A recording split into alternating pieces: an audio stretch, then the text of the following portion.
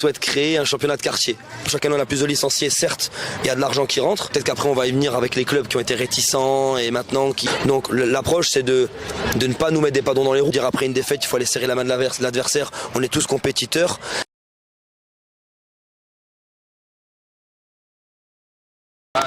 Bon, on va passer à la deuxième interview de À la racine du football et on va accueillir notre invité. Donc je te laisse rentrer. Hein. On n'a pas encore les applaudissements, mais je mettrai ça au montage. Donc Mehdi Bottero, président de Mandelieu Futsal, donc une académie de futsal basée à Mandelieu. Donc je te fais la passe directement, je te laisse te présenter. Merci, bonjour. Moi c'est Mehdi Bottero, donc je suis le président du club de Mandelieu Futsal. Ça fait maintenant 8 ans qu'on a monté le club, depuis 2016. Donc le club il a commencé avec des équipes seniors. Il y avait une seule équipe à la base. Puis il a évolué la seconde année avec une deuxième équipe. En 2 ans, notre équipe senior elle est montée de la 2e division de district à l'échelon régional. Okay. En faisant un très beau parcours en Coupe de France en 2018 à l'époque. Et puis derrière, à partir de 2019-2020, on a souhaité lancer l'académie avec les jeunes.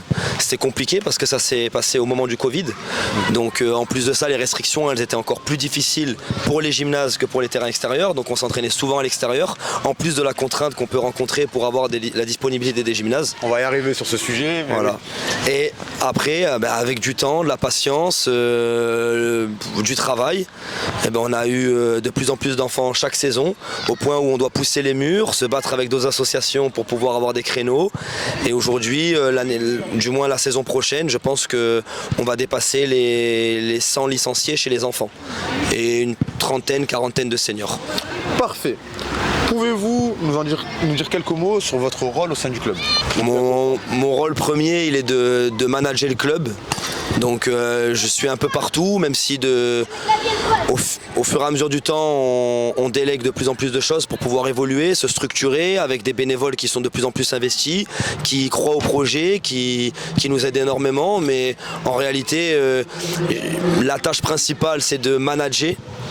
Je joue aussi en senior, même si cette saison j'ai eu une grave blessure au tendon d'Achille, donc j'ai pas joué de la saison. Je joue, je manage, mais je coach pas l'équipe senior et je coach essentiellement les jeunes. Voilà. Très bien.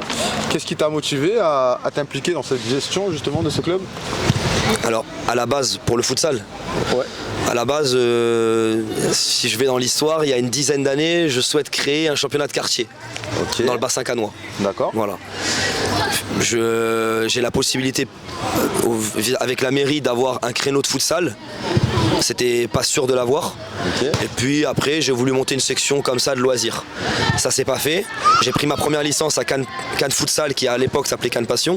Okay. J'ai vraiment accroché avec ce sport et j'avais déjà l'ambition de monter une structure. Donc derrière j'ai poussé et on a monté le club à Mandelieu. Magnifique. Voilà. Faut savoir, tu dois le savoir, mais nous en France, la région Alpes-Côte d'Azur et Cannes notamment, il y a le premier club de futsal qui est né à Cannes. Oui, le CBF, ouais. Cannes Boca Futsal. Ouais, si je me trompe pas, l'année, c'est peut-être 178 je crois. Ouais, mais oui, c'est le premier club qui a fait des très beaux parcours et qui dans la France entière, les gens qui connaissent bien le futsal connaissent très bien ce club. On sait que là-bas c'est ici. C'est à Cannes Boca Futsal. On a très bon élan là-dessus. Parfait. Mais justement, quelles sont les valeurs et la philosophie qui animent votre club au quotidien?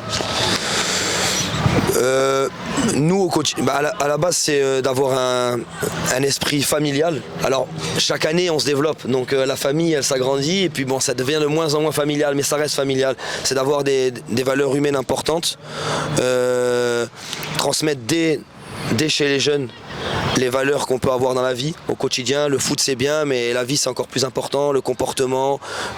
C'est facile de dire après une défaite il faut aller serrer la main de l'adversaire. On est tous compétiteurs, mais il y a des attitudes qu'on peut pas avoir sur un terrain.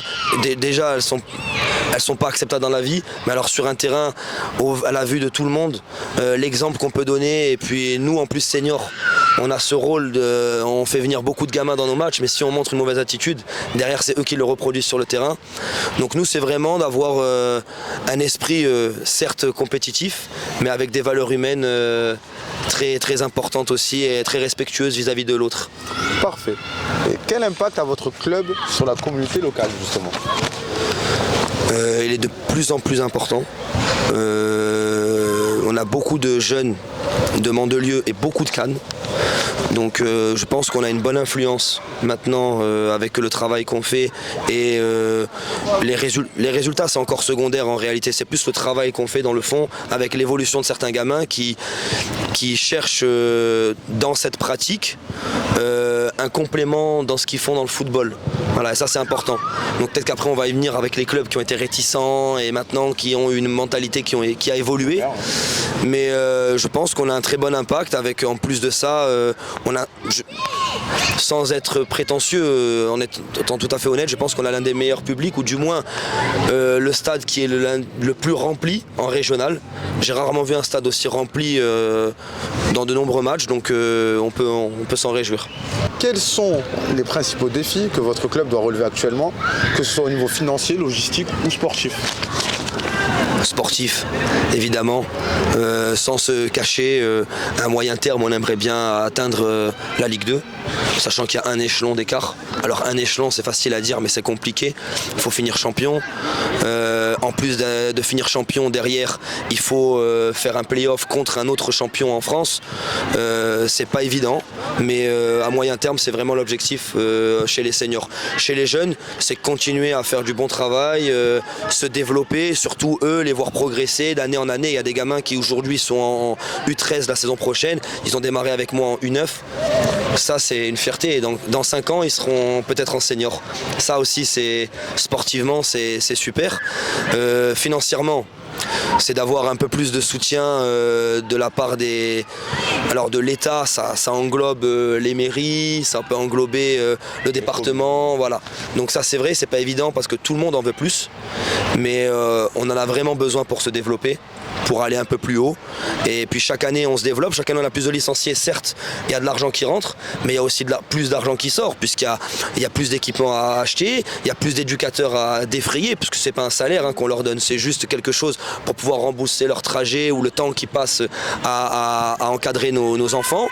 C'est aussi plus de dépenses dans les matchs, dans l'arbitrage, dans le tournoi. C'est tout ça en fait qui englobe ce budget qui est encore plus gros. Et je crois qu'il y avait un troisième point, j'ai pas envie de l'oublier. Logistique. C'est pareil, voilà. C'est exactement ça. Parfait. Et donc du coup, avant-dernière question, quelle est votre vision pour l'avenir du club ? Faut pas prendre la mienne parce que la mienne elle va être trop belle. Non, ma vision pour l'avenir du club c'est que nous, alors je sais pas si je réponds correctement à la question, mais on aimerait avoir toutes les catégories. Aujourd'hui on a de U6 à U13 et on n'a pas de U13 à U18. Après on bascule en senior, tout simplement parce qu'on n'a pas assez de créneaux. C'est pas un problème de demande, j'ai des demandes tout le temps et on peut pas. Et aujourd'hui mes gamins ils grandissent, l'année prochaine ils seront U14.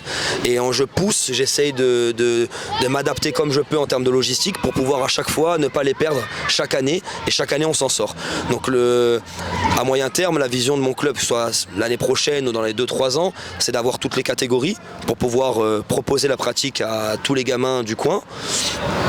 Ensuite chez les seniors, à moyen terme, j'ai répondu tout à l'heure avec et puis une structure aussi, c'est important. C'est bien beau de voir la Ligue 2, mais c'est d'avoir une structure. On a déjà cette saison, depuis l'année dernière, recruté un coach qui va d'ailleurs, Ivan Rodriguez, qui va d'ailleurs être au BMF cette saison. Il nous a fait passer un cap incroyable. Et pas seulement dans la façon de gérer un groupe, tactiquement, c'est pas que ça. Dans la gestion du club, il est vraiment dans le projet du club et pas seulement avec l'équipe senior. Il nous a fait passer un cap incroyable et franchement ça nous fait énormément de bien. Parfait. Quel message aimeriez-vous transmettre à vos supporters et à la communauté footballistique azurienne justement ? Le message c'est que de nous aider, nous les clubs, pour pouvoir se développer, je pense qu'on va les développer eux aussi, puisque leurs gamins et certains clubs l'ont compris à côté de chez nous, notamment la SCAN, qui je pense au début peut-être était réticent, c'est normal, il y a peut-être une approche autour du futsal, je ne sais pas pourquoi négative, ou je sais, mais ça ne sert à rien d'avoir un débat là-dessus. Aujourd'hui je pense que quand ils voient leurs gamins arriver même dehors, avec l'évolution qu'ils ont, déjà ils ont un entraînement en plus, ils ont un entraînement sérieux, Et ils ont d'autres bases, d'autres façons de voir le jeu qui font que derrière ça leur sert énormément. On peut le voir dans d'autres pays. Les gamins ils commencent au futsal. Et puis même chez nous, en réalité les gamins ils commencent dans des terrains réduits à jouer à 4 contre 4 ou à 5 contre 5. C'est comme le futsal, sauf que la surface est différente. Donc l'approche c'est de ne pas nous mettre des bâtons dans les roues, même si c'est pas le cas. Mais en ne faisant rien ou en fermant les yeux ou parfois en bloquant des joueurs qui ne peuvent pas venir avec nous, c'est dommage parce que eux en fait ils sont là pour s'épanouir. Quand on était petit, on jouait tous les jours. Il n'y avait pas le problème de surcharge. Aujourd'hui un gamin quand il a 10 ans, s'il joue tous les jours, ça va pas le tuer. Nous en plus on est là pour les faire travailler, on va pas les tuer.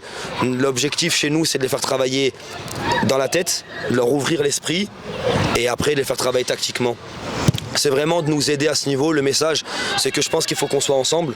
Moi, je viens du football. Hein. À la base, je suis pas du futsal. Hein. J'ai arrêté à 25-26 ans parce qu'il fallait que je fasse un choix. J'aime peut-être autant l'un que l'autre, pour être honnête. Donc, je pense qu'il faut qu'on soit tous ensemble et ça va surtout être bénéfique pour nos gamins. Pas forcément pour mon club, mais surtout pour nos gamins. Merci beaucoup pour cette interview. Et un mot à dire, gagne un style, joue au futsal.